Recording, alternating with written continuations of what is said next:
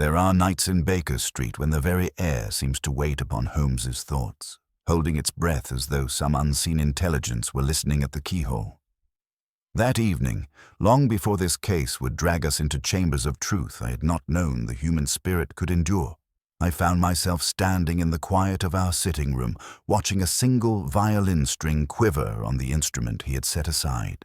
It throbbed faintly, touched by no human hand, stirred only by the low hum of London beyond the windows. A cup of tea had cooled beside a half-burned candle, untouched since the afternoon. And on Holmes's desk, lying with immaculate stillness, rested a telegram whose seal he had not yet broken.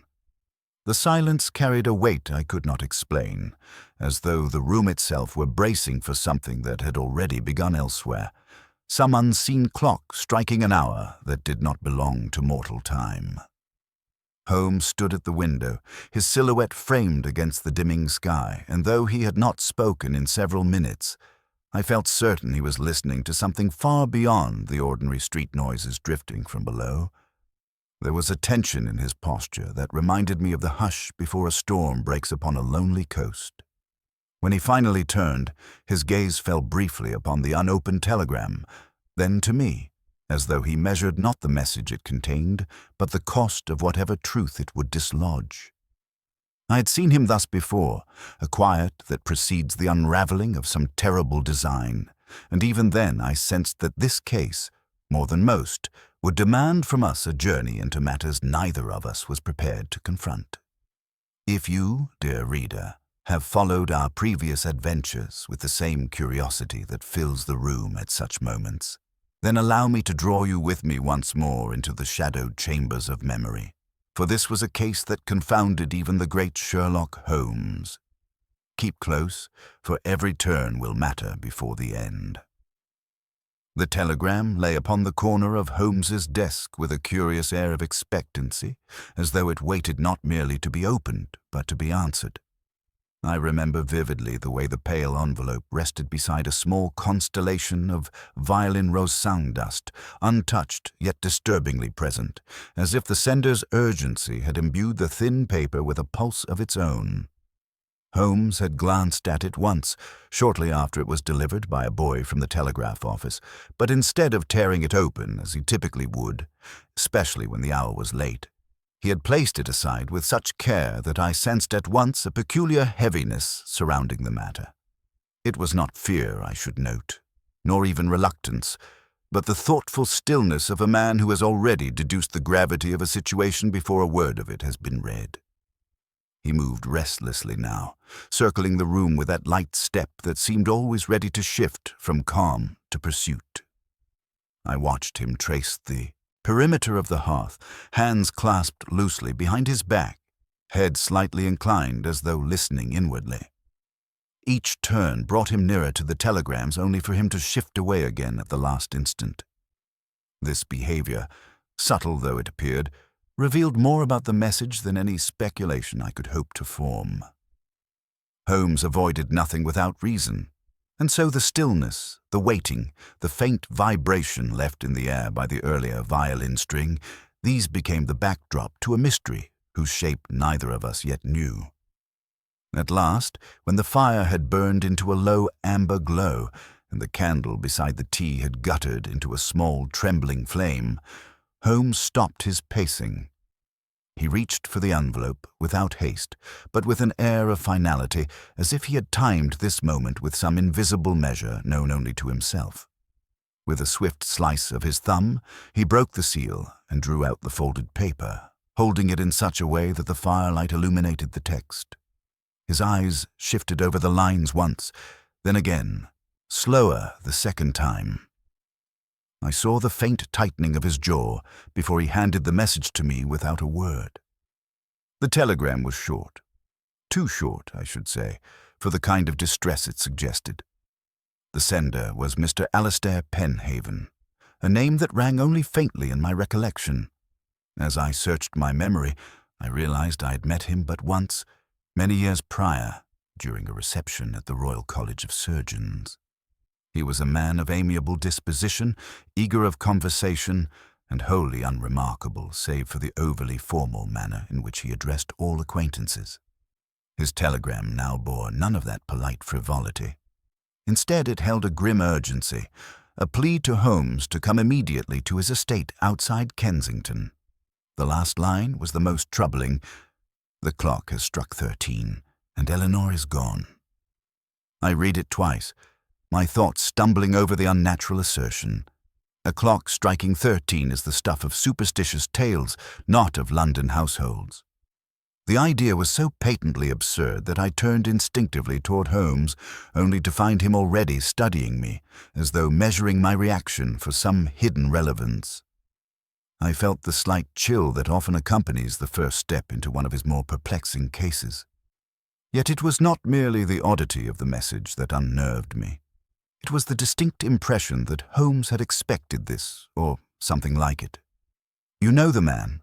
Holmes asked, his voice quiet, stripped of all ornament. "Only in passing," I replied.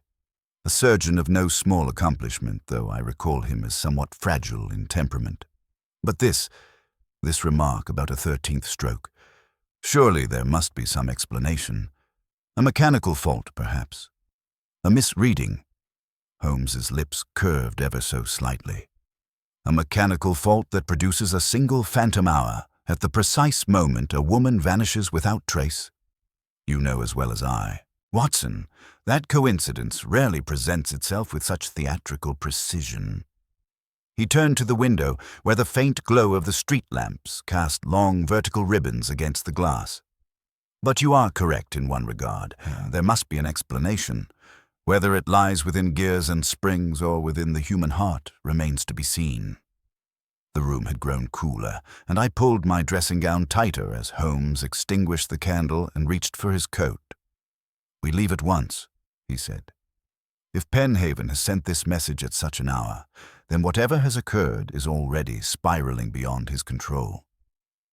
The hansom cab we hailed carried us through the quieter arteries of London, where only an occasional carriage or night watchman stood testament to the city's relentless motion.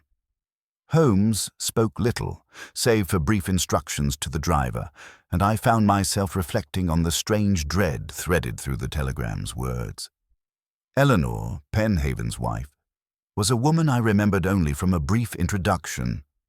She was of delicate form, with eyes that seemed always tilted toward some distant horizon of private thought. That she might vanish so suddenly, so silently, left an ache in my chest that felt uncomfortably akin to foreboding.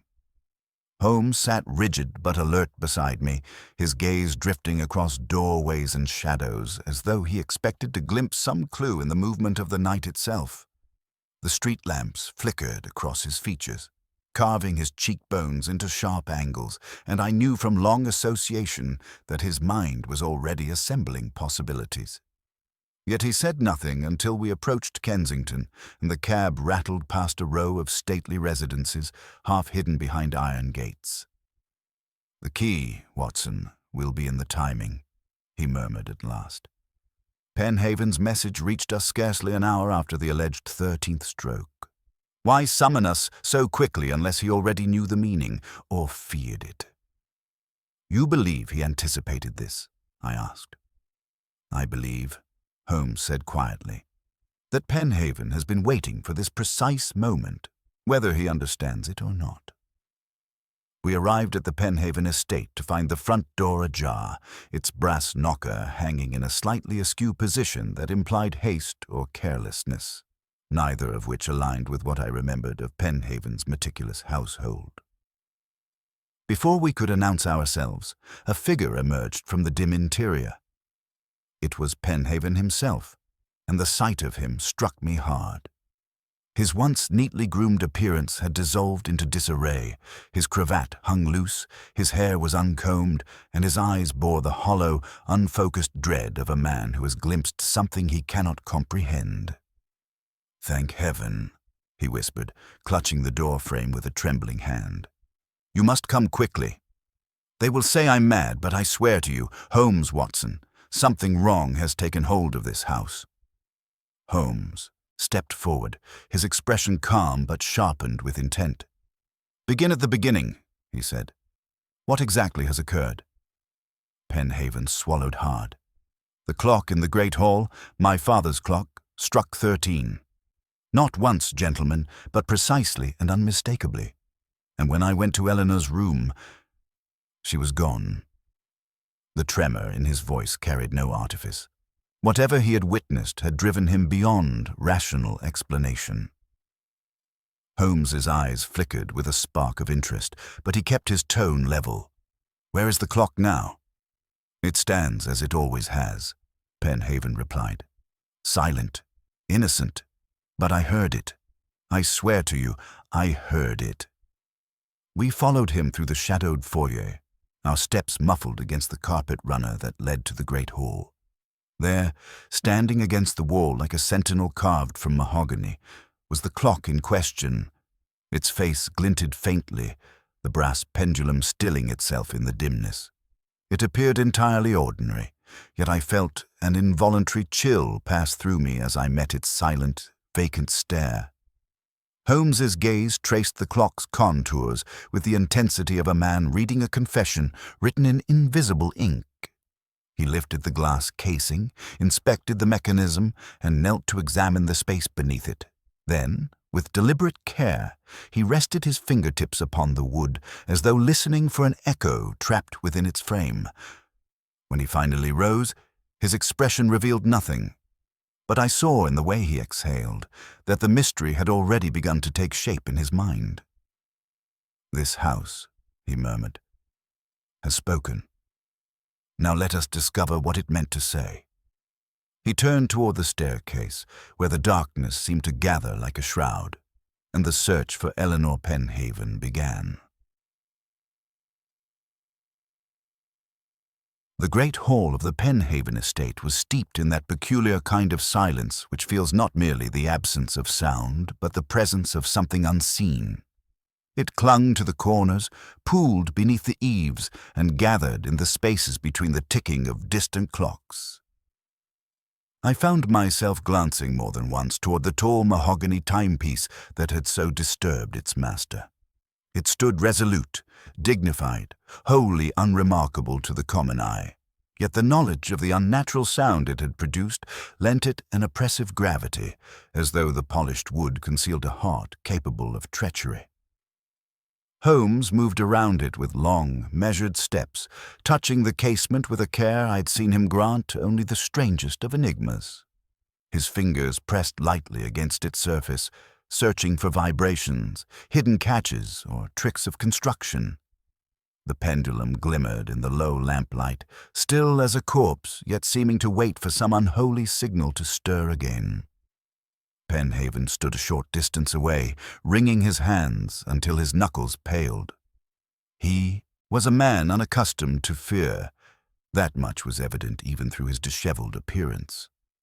I saw in him the trained precision of a surgeon, a mind capable of reason, accustomed to the mortal struggles of the operating theatre.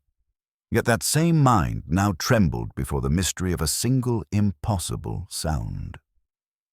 When Holmes turned to question him again, the words spilled out of him with the fragile haste of one who fears his own memory might betray him. "It was just after midnight," he said, voice low and taut with strain. "I had retired early. Eleanor had been restless the past several days. She claimed she felt watched, though I inspected the house thoroughly. I found nothing amiss. I told myself it was merely anxiety. Her mind has always been sensitive to small disturbances." His mouth tightened as though ashamed to speak of her thus. Then, as I drifted into sleep, I heard it. The first stroke sounded normal enough, though louder than I remembered. But when the 12th had passed, there came another, clear, resonant, unmistakable. A 13th stroke, Holmes? I would stake my life on it. Holmes regarded him steadily. "You rose immediately?" "Yes." I lit a lamp and came down to the hall. The house was still. The clock, it had completed its cycle, but something felt wrong, terribly wrong. So I went at once to Eleanor's room. "And found it empty," Holmes finished quietly. Penhaven nodded. "The window was closed. The door was locked from the inside. She could not have left by any conventional means. I called for the servants. None had seen or heard anything unusual. Holmes's expression did not change, but a faint gleam kindled behind his eyes, the spark that always ignited when a puzzle defied its own construction. "This 13th stroke, Mr. Penhaven," he said, "was it identical in tone to the others?" Penhaven hesitated before replying. "It was different. The previous chimes were crisp and mechanical, but the final one carried an odd resonance, as though it came from somewhere deeper or from a chamber of the clock not ordinarily used." Holmes stepped closer to the clock, leaning in such a way that the first glow of dawn brushing against the window-sill caught the contours of his face. "Watson," he said, "note the slight abrasion beneath the base plate. Someone has moved this clock recently, shifted it, if only by inches." I knelt beside him and saw the faint scratch marks on the wooden floor. They glimmered subtly, not out of place, but certainly out of routine. Penhaven looked as though the sight chilled him anew. "I assure you," he protested, "neither I nor any servant has touched that clock for years." "I do not doubt you," Holmes replied, "but someone has." He stood, dusting his hands lightly. "Tell me, Mr. Penhaven, who else was in the house last night?" "Myself, Eleanor, the butler, and the maid," Penhaven answered. "The groundskeeper lives in the cottage outside the gate." "No guests?" "None." Holmes's eyes sharpened. "And no one you suspect of having reason to remove your wife without your knowledge?" The question struck Penhaven with visible force. He looked away, jaw clenched. "No one," he said finally, though the wavering tone of his voice betrayed uncertainty. Holmes did not press the matter for the moment. Instead, he surveyed the room with that broad, sweeping gaze which seemed to measure not only the physical space, but the air, the light, the history etched into the walls. The dimness of the early hour lent the house an unfinished quality, as if reality itself had not fully awakened. Dust motes drifted lazily in the lamplight, and somewhere in the distance another clock ticked steadily, refusing to betray any secrets. "Watson," Holmes murmured, "observe the mantel." I followed his direction and found a narrow-framed photograph of a woman, a likeness of Eleanor Penhaven. She was seated, her hands folded elegantly upon her lap, her eyes holding a quiet defiance that lent her an unexpectedly commanding presence. Holmes lifted the photograph without ceremony, studying her features with microscopic intensity. "There is something in her face," he said, "a strength of character, a precise composure. She does not strike me as a woman who would vanish by accident, nor by mere fear." Penhaven seemed almost offended. "Eleanor did not leave willingly. I know her nature better than anyone." Holmes set the photograph down. "Indeed, and that knowledge may prove crucial." We proceeded next to Eleanor's room, guided by Penhaven through a hallway lined with ancestral portraits. Candle sconces flickered along the wainscoting, illuminating the stern faces of long-dead Penhaven predecessors. Their watchful eyes seemed to follow us, lending the passage a somber, almost accusatory weight. The bedroom door was precisely as Penhaven had described, locked from within. The key still sat in the lock, pointing downward at an angle which suggested no recent disturbance. When Holmes jiggled it slightly, the tumblers responded with a crisp alignment, proving the door had not been forced. Penhaven produced a second key from his coat pocket. "It is the only duplicate," he said. Inside, the room bore no signs of struggle. Eleanor's dressing table was perfectly arranged, with combs and pins placed in meticulous order. A silk shawl lay folded across the back of a chair.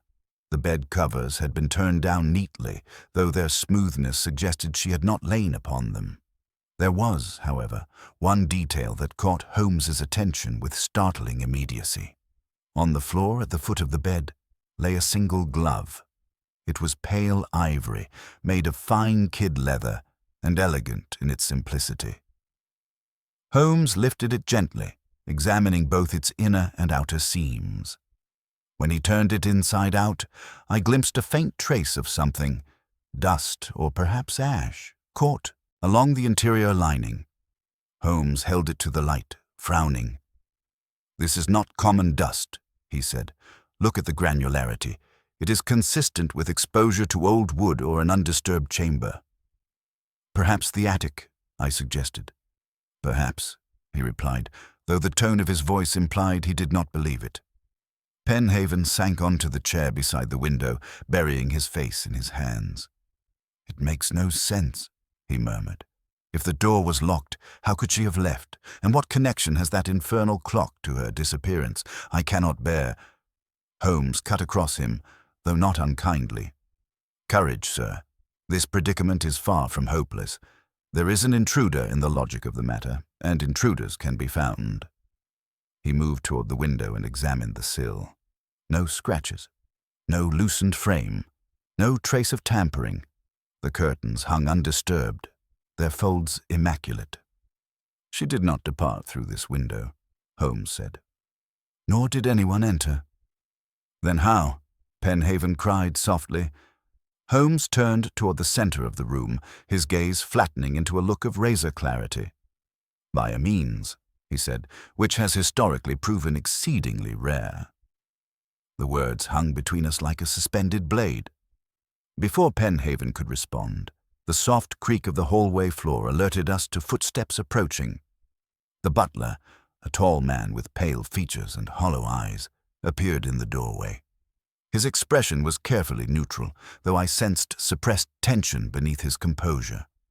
"Sir," he said to Penhaven, "you requested that I keep watch over the hall clock. It has moved." Holmes was upon him in an instant. "Moved?" he repeated. "Yes, sir," the butler stammered. "Shifted on its base, only slightly. But it was not my doing." Holmes strode past us, his coat brushing the door frame like a whisper of urgency. We followed him swiftly back into the great hall. There, upon the polished hardwood floor, the tall mahogany clock had indeed shifted. Not by inches this time, but by nearly half a foot. And the pendulum was trembling, not swinging, trembling as though something inside had touched it. Holmes stared at it, a long, unblinking moment. "The clock," he murmured, "is speaking again." The great hall felt somehow altered when we returned to it, though not a single lamp had been moved, nor any curtain drawn. The air seemed denser, expectant, as if we had entered a place holding its breath, and there, standing where we had left it only minutes before, the tall mahogany clock now leaned half a foot away from the precise place Holmes had examined it. The shift, slight though it appeared, carried with it a dreadful implication. Clocks do not move of their own volition, nor do pendulums tremble unless disturbed. Yet neither sound nor sight had alerted us to any intruder's presence. Holmes moved toward the clock with a measured calm that belied the sharp focus burning behind his eyes. His hand hovered over the pendulum before he touched it lightly. It quivered as though echoing some recent agitation. "Do you feel that, Watson?" he murmured. "Yes," I whispered, though what I felt was not the faint tremor alone, but the strange sensation that the house itself had shifted around us in some invisible manner. Holmes crouched and pressed a fingertip against the floor where the clock had previously stood. The varnish bore a darker outline, slight but unmistakable. "The movement was deliberate," he said. "Not accidental, and not recent for the first time." Penhaven's breath tightened. "You believe someone is moving it, while we stand in the house?" Holmes did not answer at once. Instead, he lifted the lamplight higher, casting its glow upon the base of the clock. "Watson," he said quietly, "observe the faint scrape here. The mark is old, weeks old, possibly months. This clock has been shifted more than once, each time in small increments." "Shifted?" I echoed. "For what possible reason?" Holmes rose. "That is what we must discover." He asked the butler to withdraw, then directed Penhaven to remain at a distance as he circled the clock with renewed scrutiny. His fingers moved along the carved scrollwork and polished panels with the tenderness of a man decoding a cipher carved into the very grain of the wood. He paused near the left rear corner, bending slightly, and touched the wall behind the clock. I leaned closer and saw, to my astonishment, a sliver of space, thin as a knife blade between the skirting board and the panel. It would have been invisible had one not been searching for it. "There is a cavity here," Holmes murmured, his voice threaded with quiet satisfaction. "Not large, but large enough to conceal a mechanism, or perhaps a passage." Penhaven blanched. "A passage? Impossible. The house is documented. I inspect it regularly. There has never been any mention of—" Holmes silenced him with a soft, almost gentle motion of his hand. "The age of a house, Mr. Penhaven, often speaks louder than its plans, particularly when secrets are inherited faster than renovations." He pressed against the wall with gradual pressure. For a moment, nothing happened. Then a faint click sounded, so soft it might have been mistaken for the settling of wood in the cool air. A nearly imperceptible shift followed, and the panel slid back an inch before stopping abruptly, as though reluctant to reveal more. Penhaven staggered backward. "Good Lord!" Holmes stepped aside only long enough to fetch a candle from the mantel. When he held the flame near the opening, the light revealed a narrow space behind the wall. It was not a corridor, but more akin to a recessed chamber. Dust floated inside like pale ghosts, untouched by any hand for years. Or so it appeared at first glance. Holmes leaned in, his voice low. "Watson, bring your lamp." I complied, and as the combined glow touched the interior of the recess, we saw the unmistakable imprint of a shoe within the dust. Small, narrow, and recent. Holmes exhaled through his nose, the ghost of a grim smile passing across his face. "Eleanor Penhaven has stood here." Penhaven's voice cracked. "Eleanor? Here? But why would she? How could she?" Holmes examined the footprint more closely. "Not forced, not dragged. She came to this place willingly, or at least without visible struggle." The thought unsettled me deeply. But how did she enter this space? We examined her room. There was no sign of a hidden door. Holmes stepped back from the recess. "This cavity was accessed through the clock. It is the only structure large enough to conceal a lever, hinge, or rotating panel." He turned to Penhaven. "Has this clock ever been altered, serviced, or repaired?" "Not in my lifetime," Penhaven replied. "It belonged to my father, and to his father before him.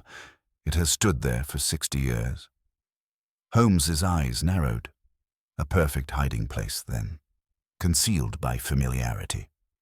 Holmes's fingers traced the edges of the recess once more, then paused at a small indentation carved into the interior frame. He pressed it lightly. A second click responded. The panel slid open another inch, revealing a deeper portion of the hidden chamber. The smell that escaped was one of stale air, aged wood, and something faintly metallic. Holmes held the lamp inside, illuminating shelves thick with dust, fragments of old parchment, and a single object that caught the light with a dull sheen. A pocket watch. Holmes reached for it carefully, brushing away decades of dust from its surface. The casing bore an intricate engraving, an emblem shaped like a stylized sun with 13 rays. Penhaven gasped. "I've seen that symbol before. My father, he kept a journal with that very motif. He called it the mark of the 13th Society, though he laughed whenever I asked him what it meant." Holmes's gaze sharpened. "You never considered it significant?" "It seemed a curiosity," Penhaven said, trembling. A foolish emblem he had inherited. Nothing more. Holmes opened the pocket watch. Inside, instead of the usual arrangement of gears, springs, and dials, there was a second symbol etched into the inner lid, a series of concentric circles intersected by 13 evenly spaced notches. The craftsmanship was exquisite yet unsettling. "What do you make of it, Holmes?" I asked. "A signal device," he replied. "Perhaps even a key. But a key to what?" He turned the watch over in his hands, and as he pressed the center of the emblem, a small mechanical click responded. A hidden compartment popped open, revealing a folded scrap of paper so brittle it nearly disintegrated in his fingers. Holmes unfolded it slowly. The handwriting, cramped, hurried, belonged undoubtedly to Eleanor. Holmes read aloud, "If the clock strikes the 13th hour, follow it, the way will open. Do not trust—" The rest had been torn away. Penhaven staggered as though struck. "She left this. Here." Holmes did not answer. His eyes remained locked on the torn edge, the place where Eleanor's unfinished warning cut violently into silence. He looked back at the recess. There is more here. Dust disturbed. Footprints softened. Someone else has been inside. After Eleanor placed this note. The butler, who had been waiting anxiously on the threshold, swallowed hard. "Sir, forgive me, but might the intruder still be in the house?" Holmes turned toward the staircase, his expression sharpening like the edge of a blade. "If they are, then they have chosen a most unfortunate time to remain." The house seemed to contract around us in that moment, its walls echoing the weight of unseen eyes. The silence deepened until it resembled not quiet, but surveillance. Holmes lifted the lamp and stepped back from the recess, studying the clock with new intensity. "Watson," he said softly, "there is a second mechanism, I'm certain of it, a way for the panel to open fully." "Then Eleanor used it?" "Yes, and so did the one who followed her." Penhaven's voice cracked. "Followed? You think she was pursued?" Holmes closed the pocket watch with a decisive snap. "This house has been a stage for movements we have not yet seen, and we must uncover them before they become irreversible."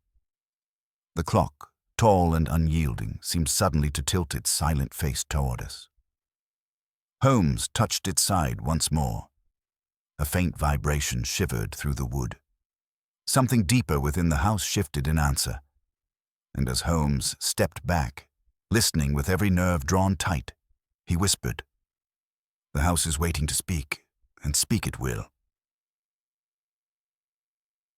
Morning had broken over the Penhaven estate with the pale, reluctant light of a day that wished to keep its secrets. Dawn crept across the windows like a timid intruder, casting long, stretched shadows that seemed to cling to the corners rather than retreat.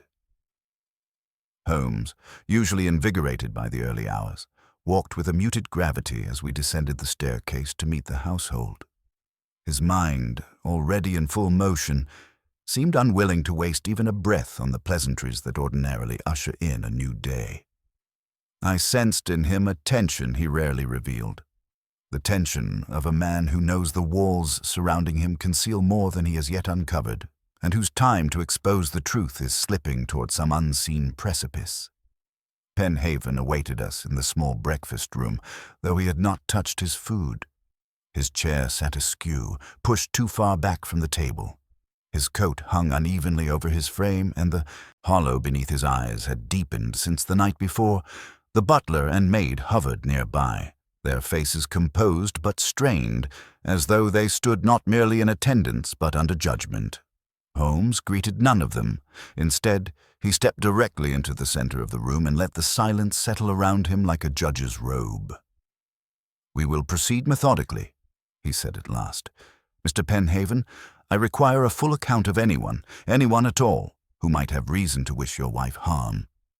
Penhaven stiffened, the question striking him with more force than the words alone suggested. "No one," he said, voice brittle. "Eleanor was admired. She had no enemies, and certainly no one who would trespass upon my home." Holmes regarded him coolly. "A baseless claim. Every life intersects with shadow far more often than its owner suspects. Begin with acquaintances." Penhaven's gaze wavered. I cannot think of anyone." Holmes turned his attention to the maid, a young woman with pale brown hair pinned beneath a modest cap. She seemed startled when his eyes met hers, but she curtsied nonetheless. "Your name?" Holmes asked. "Clara, sir." "How long have you served in this house, Clara?" 3 years, sir." "You knew Mrs. Penhaven well?" "As well as any servant might, sir." "And did you observe any change in her manner these past days?" Clara hesitated. Her hands tightened around the tray she carried. She opened her mouth, closed it again, then glanced at Penhaven as if seeking permission to speak. Holmes intervened sharply. "Look at me, Clara. You will speak plainly." Her eyes returned to him. "Yes, sir. Mrs. Penhaven." She seemed troubled. "Troubled how?" "She would wake at night," Clara whispered. "Walk the corridors. Sometimes I would hear her on the staircase long after midnight. When I asked if she required anything, she said she could not sleep. She said she heard something." "What did she claim to hear?" "A ticking," Clara said, her voice barely audible. "A loud ticking, but not from the hall clock. She said it came from the walls." Penhaven flinched. "Nonsense," he muttered. She was overtired. Holmes studied him without blinking. "And did she confide these disturbances to you?" Penhaven's color rose. "She mentioned an unease, yes. But such anxieties are common."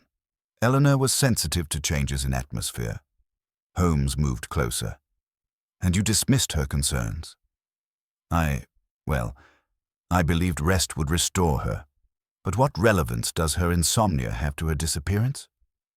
Holmes stepped back slowly as though arranging each detail in a precise ledger known only to him. "It suggests, Mr. Penhaven, that your wife was aware of something amiss long before the 13th stroke was heard."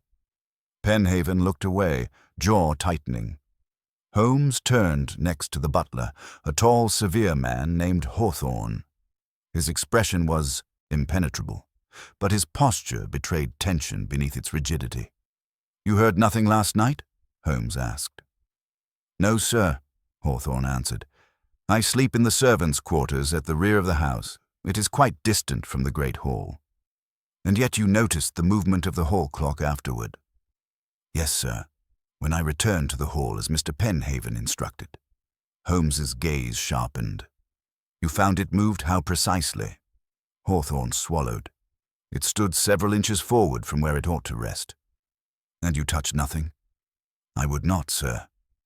Holmes circled him with a predatory grace. "Your loyalty is admirable, Hawthorne. Tell me, did Mrs. Penhaven speak to you in confidence? Anything at all?" The butler's throat tightened. For a moment I saw conflict flash in his eyes, perhaps the memory of something he wished to suppress, but he shook his head. "No, sir. She was kind, but reserved. She did not confide in me." Holmes watched him several seconds longer, as if gauging the man's pulse simply by the air around him. Then he moved past him and signaled for Penhaven to follow. We left the servants and retreated to the study, a lacquered room filled with heavy mahogany furniture and the lingering scent of old books. Holmes closed the door behind us with deliberate quiet. The sudden privacy weighed upon the room like an interrogation in the making. Holmes turned on Penhaven with a focus that seemed almost surgical. "Your wife was afraid. She attempted to communicate something to you. You chose not to listen. Now she's missing. The connection is not one we can afford to dismiss." Penhaven bristled. "You speak as though I am to blame." Holmes did not soften. "Your pride may have blinded you. The cost of such blindness is often severe." Penhaven's breath shuddered. "I loved her, Holmes." Holmes paced the room, fingers tapping absently along the mantel. "Love does not grant immunity from truth," he said quietly. "Watson, note the absence of a common variable. No intruder, no forced entry, no sign of struggle.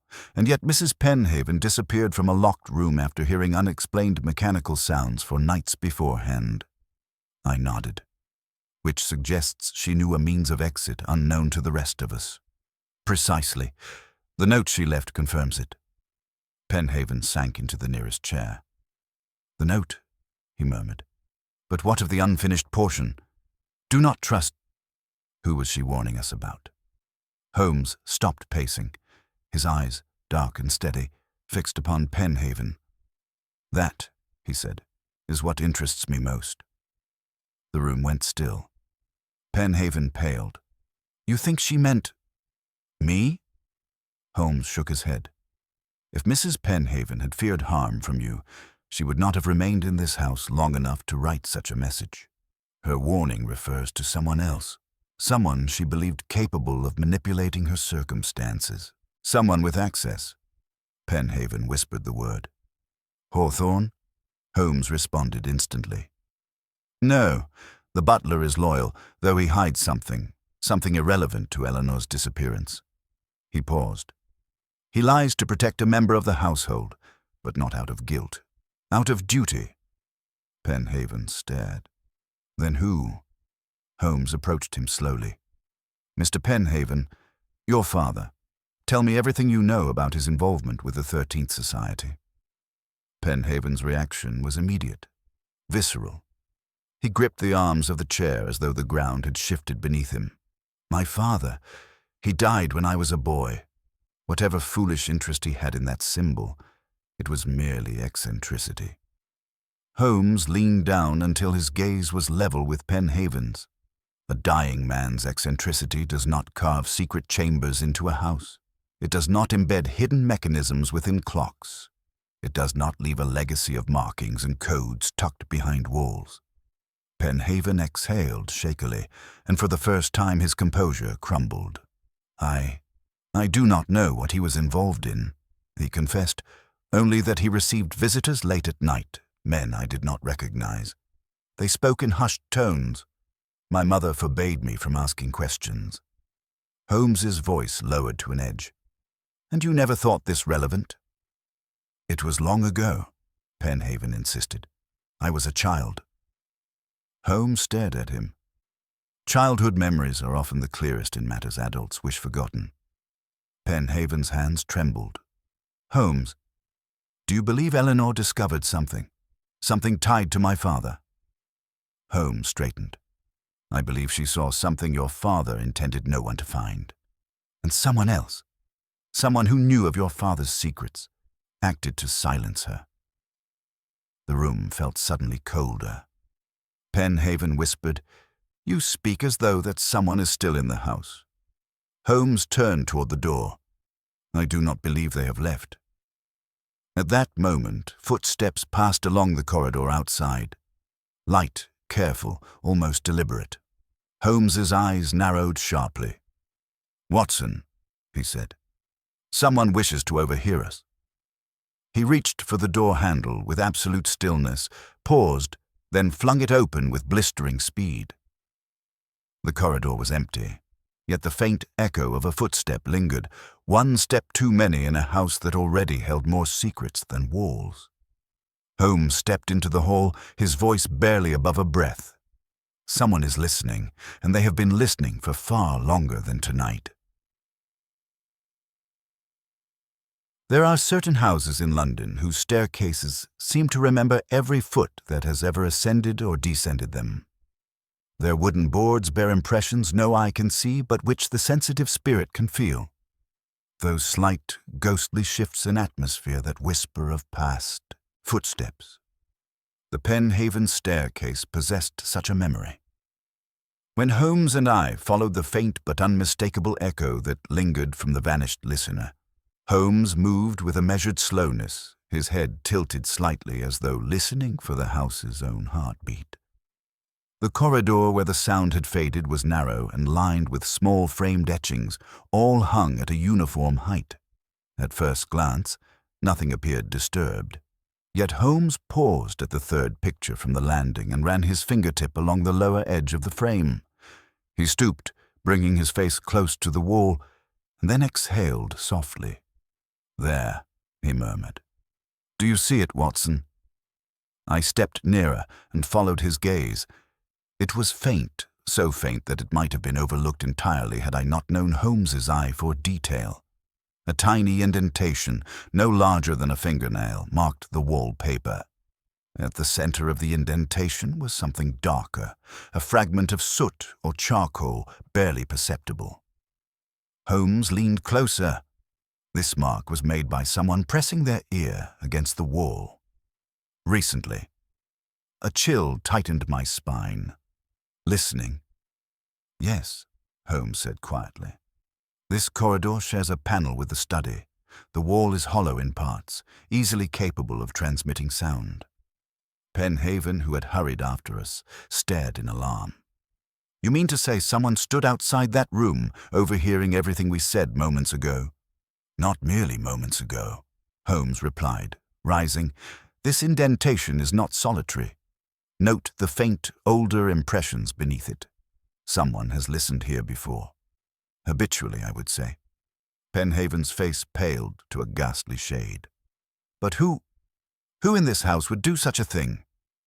Holmes lifted the frame gently, revealing the slightest warping of the wallpaper where it had been shifted numerous times. Someone with a precise height. Someone who knows this corridor intimately. His eyes flicked briefly toward the servants' quarters, before returning to Penhaven. But we will refrain from accusations until we have proof. Holmes replaced the frame, aligning it perfectly before turning his attention toward the staircase. The sound we chased did not ascend, he murmured. It retreated downward. Indeed, the faint vibrations, barely audible, more sensed than heard, seemed to lead us back toward the hall. Holmes descended with fluid confidence, each footfall silent despite the board's tendency to groan under weight. I followed with less grace but equal caution. When we reached the first landing, Holmes stopped abruptly. The stair directly before us bore a small, deliberate mark. At first I perceived it only as an irregularity in the wood grain. But as Holmes knelt, raising the lamp to cast a more direct glow, the mark revealed itself. A slender vertical line etched with precision, no wider than the edge of a penknife. Beneath it, a second line crossed horizontally, forming a simple emblem. A shape that might have passed for a careless scratch were it not so exact. The same hand that carved the emblem in the pocket watch, Holmes said, the mark of the 13th Society. Penhaven's breath caught. But why here, Holmes? Why mark my staircase? Holmes's eyes narrowed. To signal location, to designate passage, to communicate to someone who knows the symbol. He ran his finger lightly along the carved lines. Fresh, he added. This was made last night, perhaps even as we arrived. I felt a growing unease. Holmes, could Eleanor have carved it? He shook his head immediately. No, the cut is too sure, too swift. This was done by a practiced hand, someone accustomed to using symbols as code. A silence deeper than any we had thus far felt settled over the staircase. Holmes stood and traced the direction indicated by the vertical line, a downward pull toward the understair storage space. Watson, he said softly, fetch the lamp closer. I obeyed, and together we crouched near the low door beneath the stairs. It was a narrow wooden panel with an iron latch, unremarkable at first glance. But when Holmes pressed his palm against it, the faintest vibration responded, like a pulse beneath aged timber. Without hesitation, Holmes lifted the latch. The door opened with a reluctant groan, the kind that suggested it was accustomed to being shut for long periods. Inside was darkness so complete it felt solid. Holmes leaned in, holding the lamp forward. The flame revealed a cramped chamber filled with old trunks, dust-coated linens, discarded furniture, and something else. Footprints, but not ordinary footprints. They were soft, barely formed impressions in the dust, as though their maker had moved with care. Some sets were small, delicate, Eleanor's perhaps. Others were heavier, more purposeful. Holmes stepped into the space, his silhouette framed by the lamplight. These tracks confirm it, he said. Someone else has been using this chamber recently. Someone who knew the house better than its owner. Penhaven hovered behind me, his voice trembling. But how? This storage room is locked unless opened from the outside. I have the only key. Holmes turned, his expression taking on that sharp, flint-like intensity that foretold a revelation. "You have the only visible key, but there is another mechanism at work." He knelt near the far wall of the chamber, brushing aside a thick curtain of dust. Behind it, revealed only by the sweep of his hand, was a wooden panel unlike the others, slightly recessed with a circular groove at its center. Holmes took the pocket watch from his coat. "Observe," he said. "The engraving on this watch matches the depression here." He pressed the watch's emblem into the panel's groove. A click sounded, soft, mechanical, decisive. The panel slid open. Behind it was not a wall, but a narrow passage, so dark and confined that even Holmes hesitated before entering. The air that drifted from the opening was still, heavy with the scent of wood long undisturbed. Yet beneath that age, I detected a hint of something newer, perfume, faint and unmistakable. "Eleanor's?" Penhaven whispered. Holmes raised the lamp. The flickering flame cast trembling shadows along the corridor's rough-hewn interior. "This," he said quietly, "is how Eleanor left her room." "But the door was locked," Penhaven protested. "Yes," Holmes replied, "because she did not use the door." We stepped into the narrow passage. It descended gradually toward the bowels of the house. The walls closed in sharply, brushing our shoulders as we moved. The floor was uneven, stone in some places, wood in others. The air grew colder the deeper we went. At length, we reached another door, this one a heavy iron plate fixed with a circular mechanism. Holmes examined it, his eyes sharpening. The second symbol, the inner circle of the watch, references this. With deft fingers, he adjusted the watch's internal disc, aligning the notches precisely with the concentric pattern etched into the metal. A deep, resonant clank echoed through the passage. The iron door shifted open by a fraction. Holmes leaned closer, his expression tightening as though bracing for the unknown. Penhaven's breath trembled behind us. "Holmes, what lies beyond that door?" Holmes's voice dropped to a hush. "Something your father meant never to be found." He pushed the door open fully. Beyond it lay a chamber bathed in darkness, deeper than any we had encountered. But as the lamplight spilled into the room, shapes emerged, strange shapes. A great wooden structure dominated the center, its gears and rods intertwined with surgical precision. It resembled an enormous clock mechanism, though unlike any familiar design. 13 wooden hammers lined its inner arc. Holmes approached it slowly. His face, illuminated by the shifting flame, held a rare expression, an uneasy mix of wonder and dread. Penhaven staggered forward, voice cracking. "What is this?" Holmes touched one of the gears gently. The entire structure shuddered. And then, before any of us could react, one hammer struck. A single, hollow tone filled the chamber, the 13th stroke. Holmes drew back sharply. "This," he whispered, "is the voice Eleanor heard in the walls." The chamber beneath the Penhaven estate seemed to breathe with us as Holmes extinguished the final echo of the 13th stroke, sealing its hollow resonance inside the stone walls. Even after the sound had faded, a tremor lingered in the air, an intangible heaviness that pressed against the senses and insisted that the mechanism before us was not some idle contrivance, but the remnant of a mind far more intricate, far more troubled than we had imagined.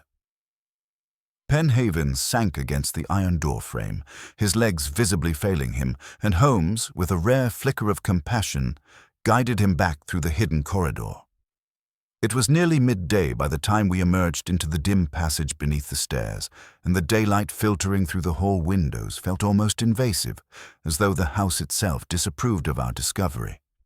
Holmes refused to waste a moment.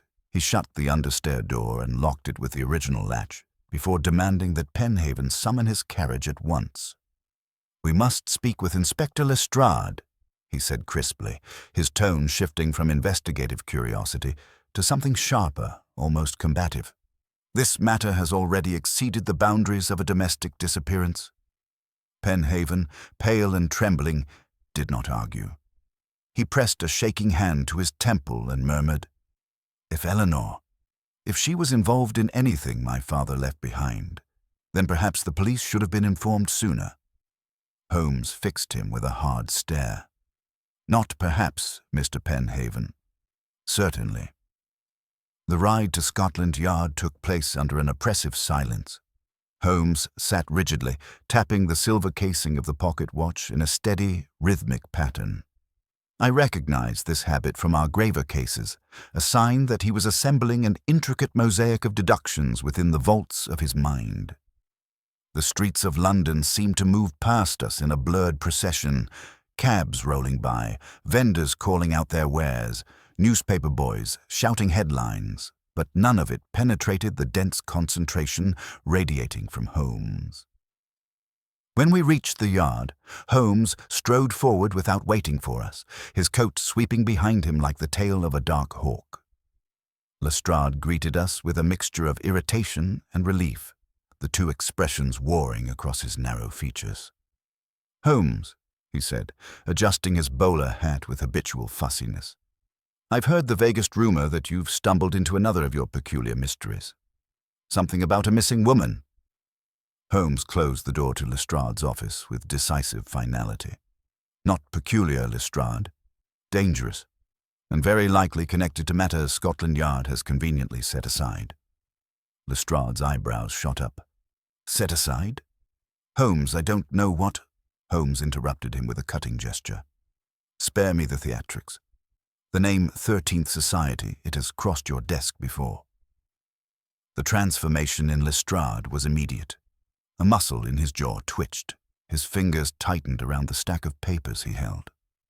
"Where did you hear that name?" he asked quietly. "From a woman who vanished from a locked room," Holmes replied. "From a symbol carved into a staircase. From a hidden apparatus beneath a London home designed to strike the forbidden hour." Lestrade sank into his chair and stared at Holmes as though seeing him for the first time. "I should have known," he muttered. "Every time something impossible turns up, you're never far behind." Holmes sat opposite him, steepling his fingers. "Then you will not be surprised to learn that the impossible has already begun to unravel." Lestrade hesitated, then opened a desk drawer and withdrew a slim file, thin but bearing the unmistakable creases of worry. "3 disappearances," he said. "All women, all within the last 6 months, all connected, though we were never able to prove how." Holmes took the file from Lestrade, flipping through the pages with intense focus. "Where did the disappearances occur?" "Different districts," Lestrade answered. "Camden, Lambeth, Marylebone. No sign of abduction, no forced entry. Each case baffled us." Holmes's eyes flicked sharply upward. "And each woman reported hearing something unusual before she vanished?" Lestrade hesitated. "You've already deduced it, so I may as well confirm it." "Yes. Strange noises in their homes. One mentioned a ticking in the walls. Another claimed her clock struck an hour that didn't exist." Penhaven sat rigidly beside me, his hands gripping the arms of his chair. "Holmes," he whispered, "this cannot be mere coincidence." Holmes ignored him, focusing solely on Lestrade. "Why was none of this publicized?" Lestrade's voice dropped to a weary murmur. "Because there was nothing, absolutely nothing we could act upon. No bodies, no clues, no enemy we could name. And because someone above my rank insisted the cases be closed quietly." Holmes's expression hardened. "A suppression order?" Lestrade nodded. "On whose command?" Lestrade swallowed. "Assistant Commissioner Dorsham." Holmes froze. It was rare, unnervingly rare, to see Holmes hesitate, even for a heartbeat. But the name held weight, and not merely in Scotland Yard. Dorsham was a man whose influence stretched quietly into corners of London no lantern illuminated. "Dorsham," Holmes repeated, his voice flat. "He was acquainted with Penhaven's father." Penhaven jolted as though struck. "What?" Holmes, how could you possibly know that? Holmes's eyes glittered with cold certainty. Your father's journals. The visitors he received. One of them bore a resemblance to Dorsham as a younger man. The description was unmistakable. Lestrade stared at Holmes. You've seen Penhaven's father's journals? Holmes shook his head. I've seen enough to recognize a network, a secretive one. Lestrade stood abruptly and began pacing. Holmes, you're not suggesting the Yard's own assistant commissioner is involved in this confounded society of yours? Holmes did not flinch. I am suggesting he has knowledge of it. Whether he supports it, fears it, or exploits it remains to be seen. The room seemed to constrict, the very walls tightening under the weight of Holmes's speculation. Even the bustle of the yard outside seemed to dim into a distant murmur. What do you require of me? Lestrade asked at last, his voice subdued. Holmes closed the file. I need access to every record Scotland Yard has on the 13th Society. Official, unofficial, suppressed, or rumored. Lestrade hesitated. That will not be easy. Holmes leaned forward. Lestrade, a woman is missing, and I have reason to believe she may not be the last. Do you truly wish to wait until a body turns up to justify your involvement? The inspector's face tightened. He returned to his seat and pressed his palms against the desk. I'll get you what I can. But Holmes, his voice faltered. Be careful. If Dorsham is involved, if he's watching, then he won't take kindly to us stirring old dust. Holmes stood. Old dust is precisely what must be stirred. Lestrade rose too, nodding once as though committing himself fully to the dangerous path before us. I'll have the papers delivered to Baker Street by tonight. See that you do, Holmes replied. Time is no longer on our side. We left Scotland Yard with the clouds rolling low over the Thames, the wind sweeping through the streets like a warning. Holmes walked ahead of us, his posture rigid but purposeful, his gaze fixed on some point beyond the horizon of ordinary sight. Penhaven spoke in a trembling whisper. Holmes, you believe Eleanor may still be alive? Holmes did not slow, nor did he look back. I believe, he said quietly, that Eleanor understood something her father once feared, and because of that, she may yet be alive. Penhaven exhaled sharply. Then what must we do? Holmes halted at the curb as a hansom cab approached. He turned slightly, just enough for the light to catch the sharp line of his profile. We return to Baker Street, he said, for the night will bring answers, and not all of them will be welcome. A gust of wind swept his coat as the cab pulled up. Holmes stepped inside. The case, it seemed, had begun to turn its darkest face toward us. Twilight had gathered by the time Holmes and I reached Baker Street, wrapping itself around the rooftops with a muted violet glow that hinted at coming unrest. The lamps along the street glimmered faintly, still struggling to assert themselves against the dying light. Holmes moved swiftly up the stairs, shrugging off his coat with a distracted gesture before turning to the mantel where he kept a select array of case notes. He removed nothing. Instead, he stood motionless, as though listening for the faintest stir of the world beyond the window. I watched him in silence, sensing the tension that had taken root in him and recognizing it as a rare sign that we had crossed from the realm of deduction into territory far more treacherous, into secrets that had been buried long before either of us stepped into the Penhaven estate. A soft tap at the door interrupted the stillness. Holmes gestured for me to answer, but even before I reached the threshold, a familiar voice drifted through. Message from Inspector Lestrade, sir. I opened the door to find a young constable standing rigidly, hat tucked respectfully beneath his arm. He handed me a sealed envelope, then departed without lingering. Holmes crossed the room with a stride sharpened by urgency and slit the envelope open with a swift movement. Several folded sheets slid out, marked with the Yard's watermark and stamped in red with the word "Restricted." Holmes spread them across the table, and I drew nearer. "These," he murmured, "are the fragments of a suppressed investigation." The first page bore the heading, "Unexplained Disappearances. Cases with anomalous time-keeping elements." Holmes scanned the lines with narrowed eyes, his fingers tapping against the paper in quiet agitation. I saw the names of the missing women Lestrade had mentioned, accompanied by dates, brief witness reports, and odd annotations in the margins, cryptic scribbles, symbols, and baffling references to auditory anomalies. Holmes paused abruptly. "Here," he said, pointing to a notation near the bottom of the second page. "This witness reported seeing a man leave the missing woman's house at dawn. She described him as elderly, with a distinctive gait, as though one leg moved to a different rhythm than the other." "That description sounds familiar," I said. "Yes," Holmes replied darkly. "It matches the account from Penhaven's childhood journal, his father's peculiar companion." He turned the page. "And here is the symbol again, drawn by a witness who did not understand it but felt compelled to note it. The symbol of the sun with 13 rays."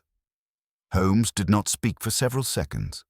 When at last he lifted his gaze, it had taken on a weight I had seen only in the gravest of investigations. "The 13th Society," he said quietly. "At last it steps into view." A chill moved through me. "Holmes, do you believe this society is responsible for the disappearances?" Holmes began to pace, his coat swirling behind him like a restless shadow. "The evidence aligns too neatly to dismiss. 3 women have vanished without sign of struggle. Eleanor Penhaven nearly left us a name. Do not trust. Her father was involved in something clandestine. A chamber beneath the estate holds a mechanism capable of striking the impossible hour." "Then the society built it? Or used it?" Holmes corrected. "Perhaps even inherited it. The craftsmanship suggests generations of work. This is not the project of an ordinary club. It is the effort of those willing to give their lives to it." "And what does the 13th hour signify?" I pressed. Holmes halted by the window, resting one hand against the glass. "A signal," he whispered. "A summons. Meeting point. A warning. Or perhaps something far more dangerous." A knock interrupted us, sharp and insistent. I moved to answer before Holmes could object. Mrs. Hudson ushered in a man who stepped cautiously into the room, glancing from me to Holmes as though determined to gauge our temper before he spoke. It was Lestrade. He looked as though he had aged a year since our earlier conversation. His face bore the strain of a man who had spent hours prying open old cabinets at the yard, and his hands were clenched tightly behind his back. "Holmes," he said, "I'm risking more than my position bringing this here." He produced a small bundle of files, tied hastily with string, and set them upon the table. These were buried deeper than the others. Someone wanted them forgotten. Holmes untied the string and opened the top file. I leaned in and inhaled sharply. At the center of the first page was a sketch of the symbol, drawn with remarkable precision. Beneath it, the 13th Society, early records and rumored practices. Lestrade gestured at the pages. "I don't know how much is truth and how much is superstition. Some of this reads like the sort of nonsense one finds in the back room of a penny dreadful. But the dates? Holmes, the earliest of these reports, predates Scotland Yard." Holmes was already reading. His voice dropped to a murmur. "A group of men, engineers, watchmakers, mathematicians, dedicated to mastering the lost second, the smallest measurable fragment of time." Lestrade gave a helpless shrug. "I told you it sounded like madness." Holmes continued. "They believed, at least according to these accounts, that by manipulating mechanical instruments in precise ways, they could step between moments. Not in a supernatural sense," he added quickly when he saw my alarm, "but by anticipating an event before it occurred. A predictive society, I asked. Holmes considered this. Yes, not mystics, analysts, ambitious men who sought to quantify the smallest variables of human behavior. Lestrade rubbed the back of his neck. There are rumors they used their knowledge for blackmail or recruitment. Those they targeted were often influential men, scientists, politicians. Some say the society dissolved decades ago. Others say it never died, only learned to hide. Holmes closed the file. And someone in the present day has revived its methods. Lestrade nodded grimly. And is using them to take women. Holmes did not answer immediately. Instead, he moved back toward the window, gazing out at the street as if watching the gears of some invisible clock turn behind the London skyline. Not to take them, he said at last. To test something, or to preserve something, or to silence those who know too much. Penhaven, who had sat quietly in the corner since our return, suddenly rose, his voice thick with dread.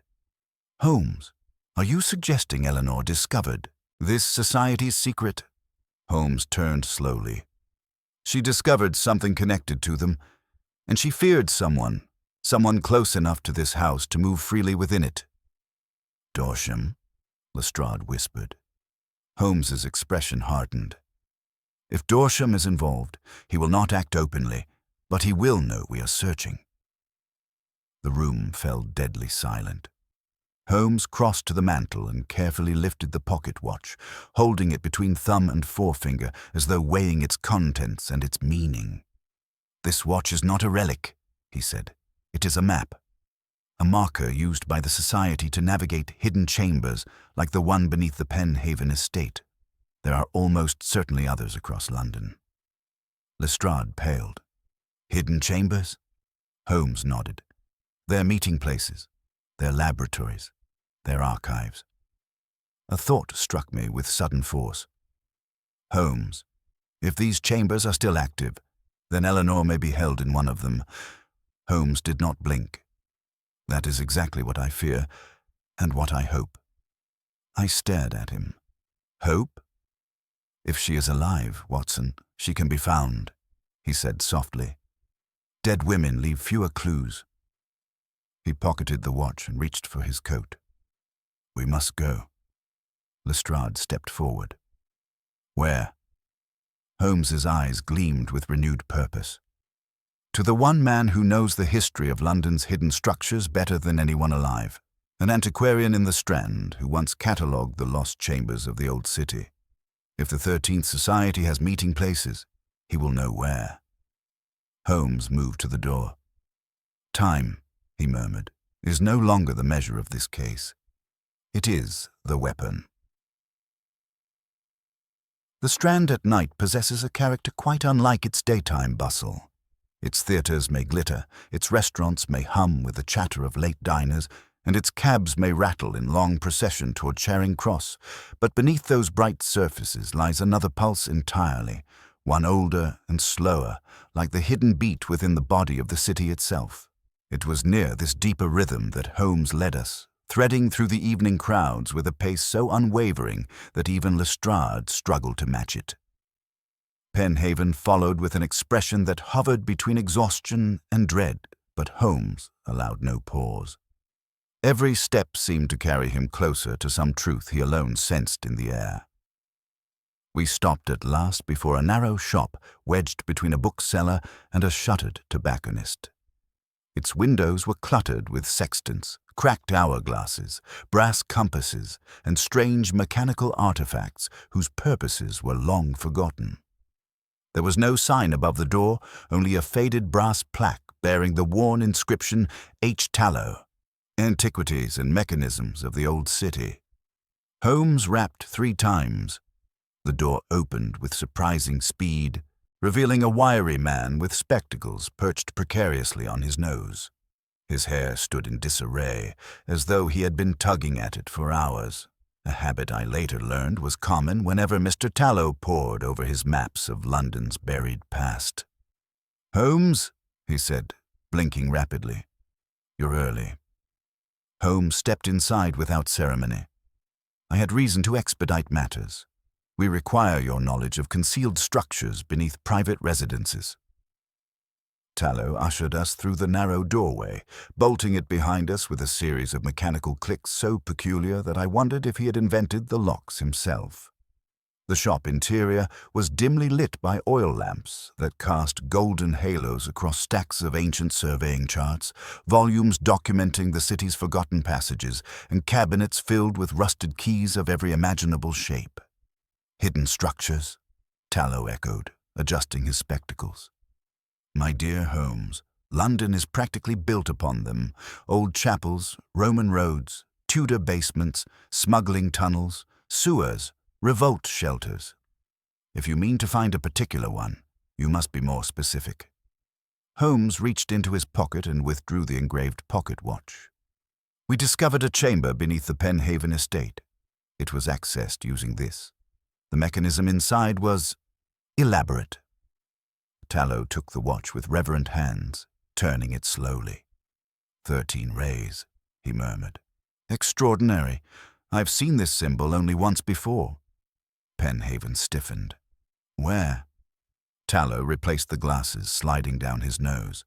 In a ledger belonging to a guild of horologists active nearly a century ago, men who studied the philosophy of time as much as its measurement. But they were secretive, obsessively so. The guild dissolved, or so it was said, though rumors lingered. The 13th Society, Holmes said quietly. Tallow's expression changed at once. His face paled, and his voice dropped to a whisper. You have found one of their chambers. Holmes nodded. Tallow exhaled slowly, as though steadying himself. Then you must understand something. The 13th Society was not a brotherhood of philosophers alone.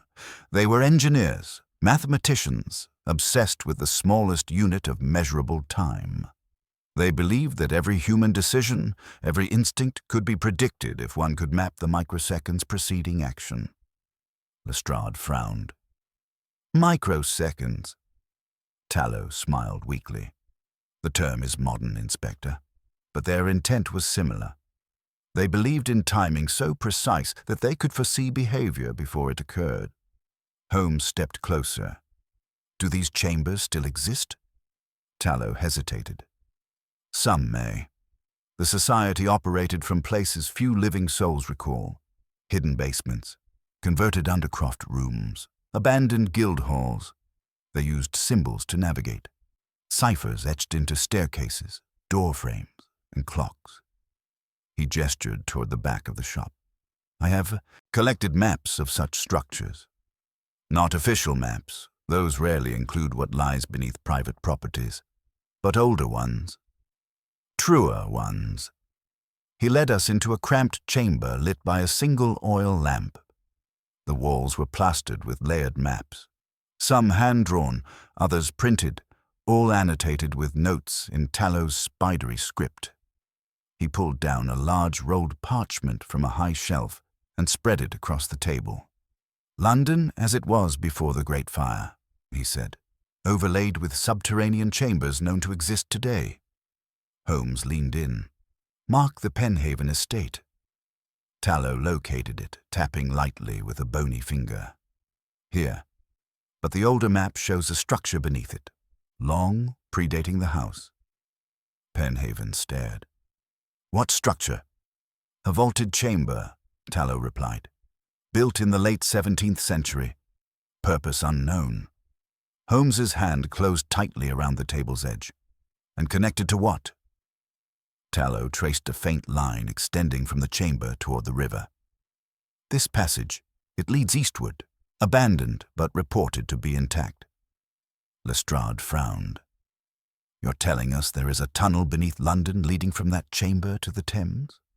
Tallow nodded. And to other basements along the way. Old brewers, a disused chapel.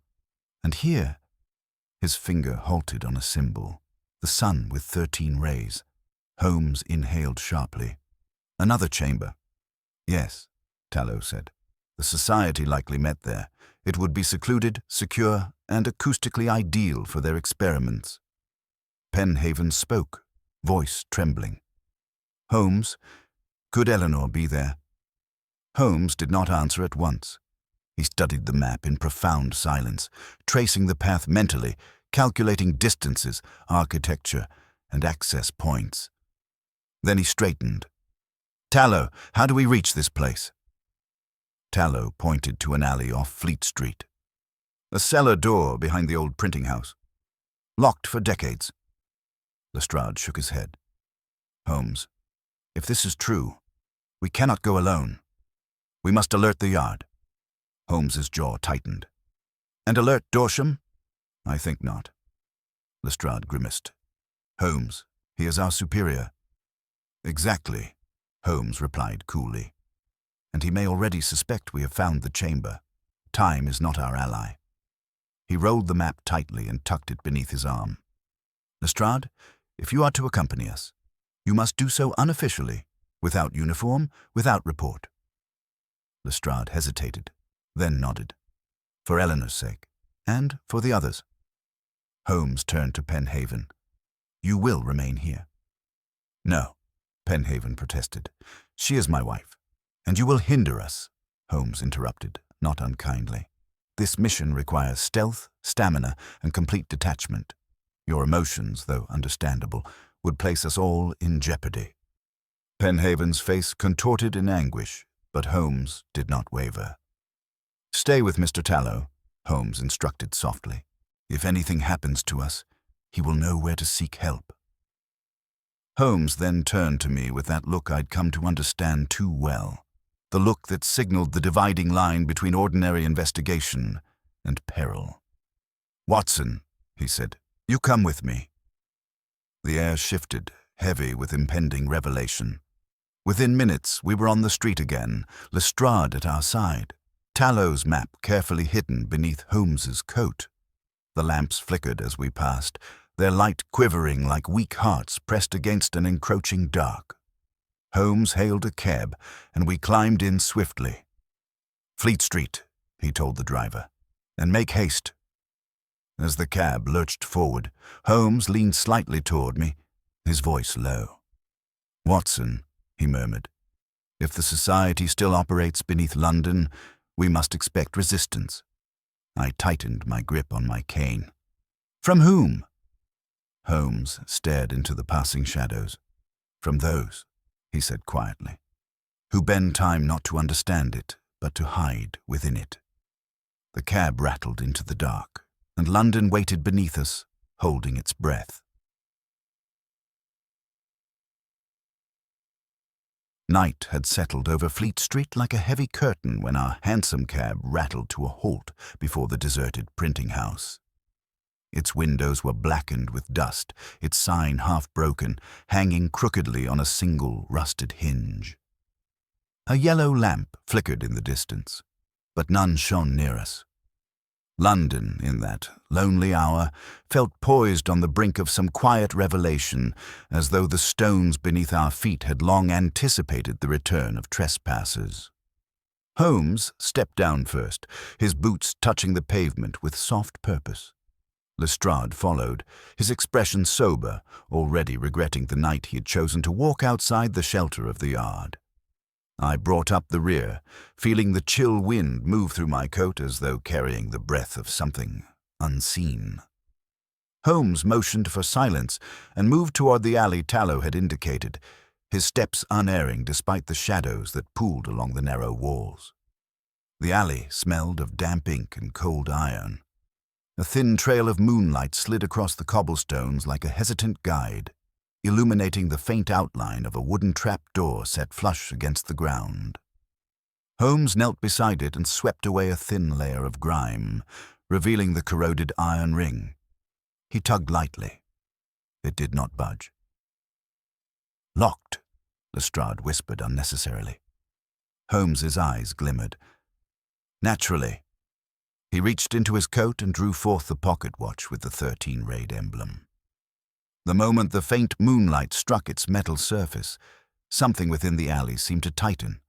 The air, the silence, the shadows. Holmes pressed the inner circle, and the hidden compartment clicked open. A tiny, heart-shaped key slid out, no bigger than a fingernail. Lestrade stared. "What sort of watch hides a key?" "A watch built for secrets," Holmes murmured. He inserted the key into a nearly invisible slot beside the trapdoor's hinge. The metal responded with a soft groan, the lock yielding as though recognizing an old friend. Holmes lifted the trapdoor, and a gust of stale, cold air exhaled upward, carrying the scent of stone and ancient dust. A staircase descended steeply into darkness.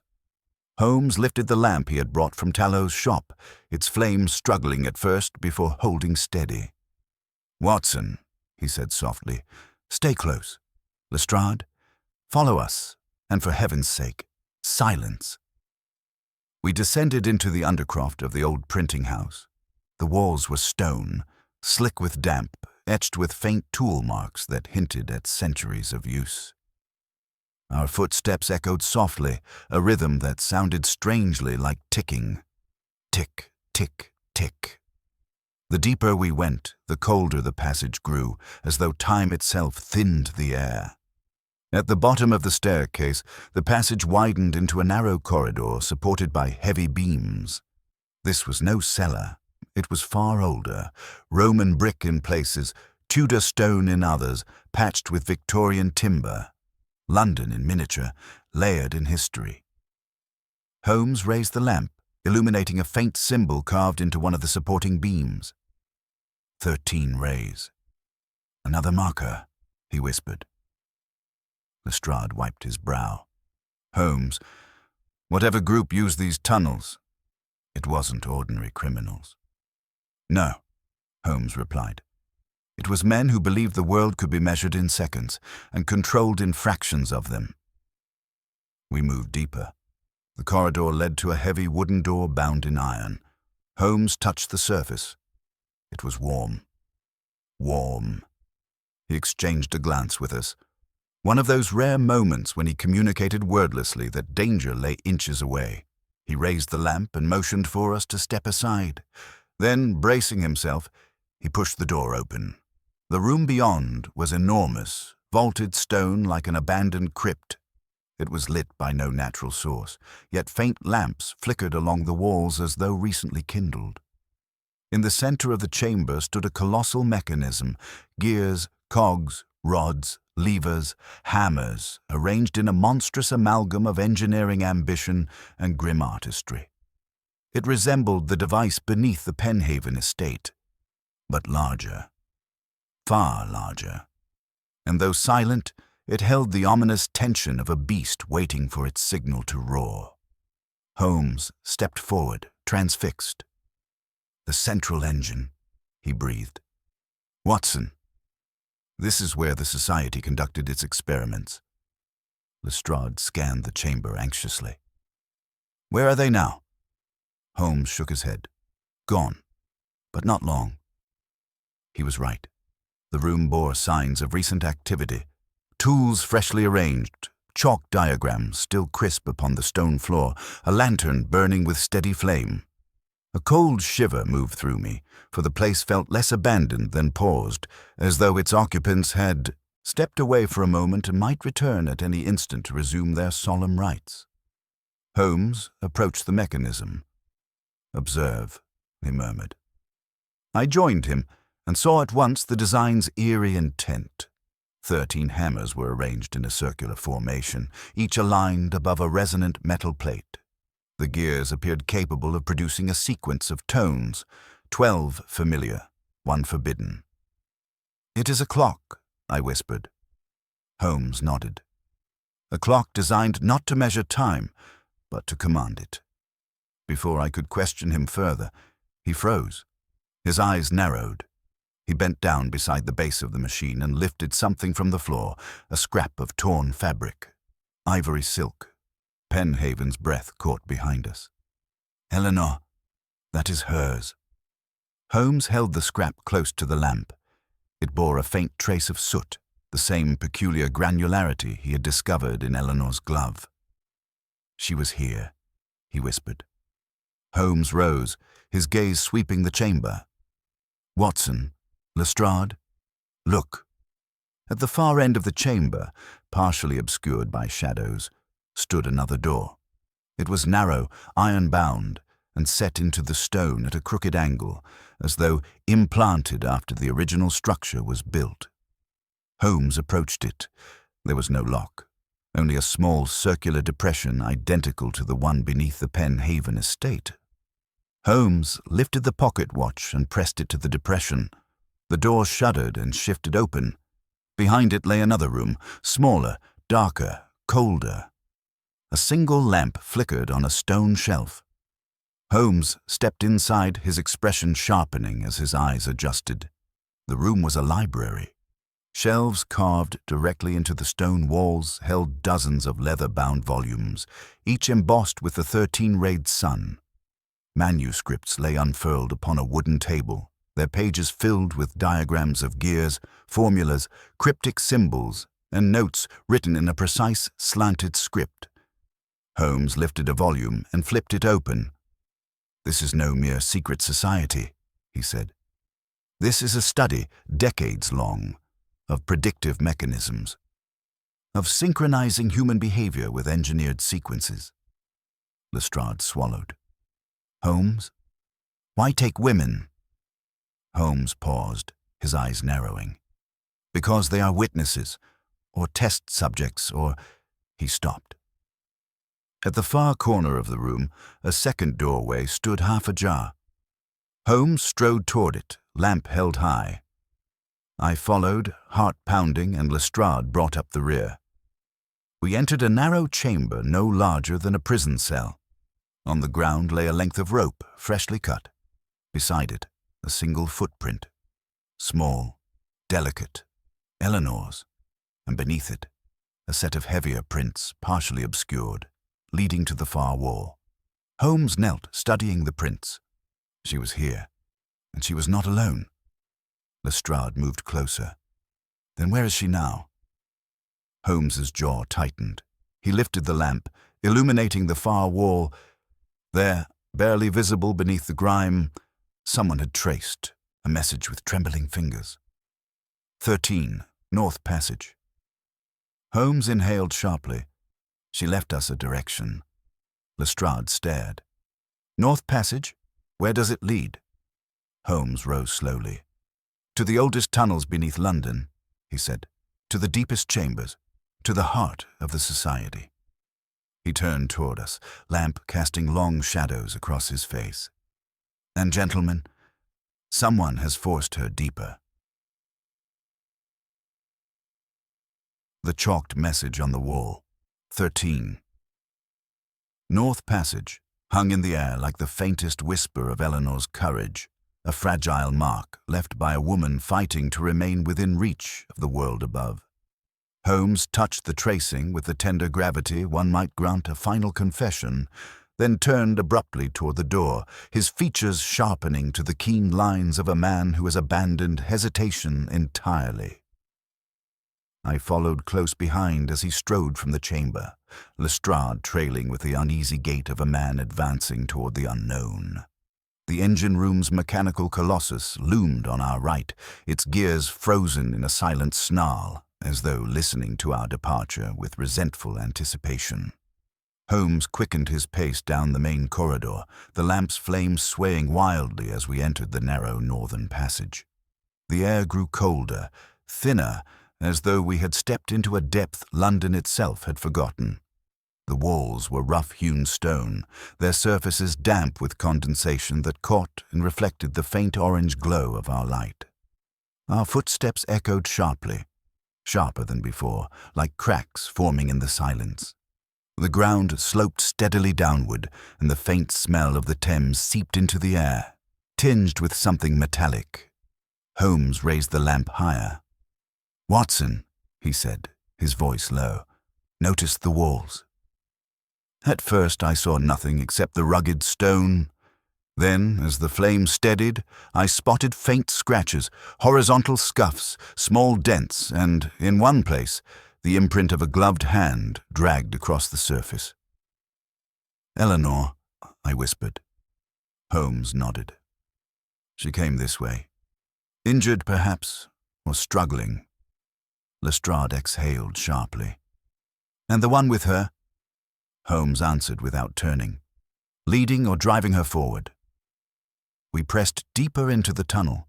The walls narrowed until we were forced to move single file. Holmes's steps slowed with meticulous care, his eyes shifting constantly between the marks Eleanor had left and the floor ahead. After several minutes, the passage yawned open into a circular chamber, domed and hollow, its air stagnant with centuries of abandonment. In the center stood a stone pedestal, a crude thing carved with the 13 emblem. Holmes approached it cautiously. Lying upon the top was a single object, a broken chain. Penhaven's chain, the one Eleanor had worn the night she disappeared. I felt Holmes's breath falter. He reached out and lifted the chain, and as the metal shifted in his hand, a soft sound escaped from behind the pedestal, a faint, shuddering exhale. Holmes turned sharply, raising the lamp. A figure sat slumped against the far wall. At first glance, the tangled hair and torn dress made my heart leap in dread, but as Holmes moved closer, the figure shifted, lifting her head ever so slightly. "Eleanor," Holmes breathed. She was pale, frightfully pale, but alive. Her eyes, though heavy with exhaustion, flickered with recognition at the sight of Holmes. When she tried to stand, her legs collapsed beneath her. I rushed forward, supporting her carefully. "It's all right," I murmured. "You're safe now." But she shook her head weakly. "No, not here. Not yet." Holmes knelt beside her. "Mrs. Penhaven, you must tell us what occurred." She swallowed, her voice hoarse against the stale air. "He brought me here. The man with the uneven gait. He said I knew too much. He said I had seen the mechanism beneath the house, and that my husband's father—" Her voice broke. Holmes's jaw tightened. "He intended to silence you." Eleanor nodded faintly. "He was waiting for another signal, a meeting, something to be confirmed before he would decide what to do with me." Lestrade leaned in urgently. "Where is he now? Where did he go?"